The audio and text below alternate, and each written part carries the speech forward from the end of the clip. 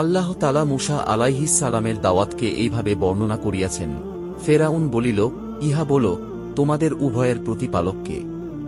মূসা আলাইহিস সালাম উত্তর দিলেন, আমাদের উভয়ের, বরং সকলের প্রতিপালক তিনি, যিনি প্রত্যেক বস্তুকে উহার যথাযথ আকৃতি দান করিয়াছেন, অতঃপর সমস্ত সৃষ্টিকে সর্বপ্রকার কল্যাণ হাসিল করার বুঝ জ্ঞান দান করিয়াছেন।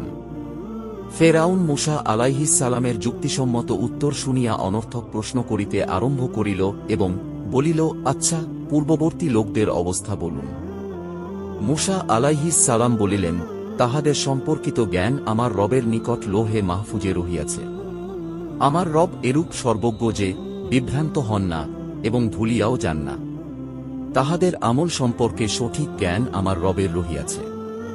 অতঃপর হযরত মূসা আলাইহিস সালাম আল্লাহ তাআলার এমন ব্যাপক গুণাবলী বর্ণনা করিলেন, যাহা প্রত্যেক সাধারণ মানুষও বুঝিতে পারে।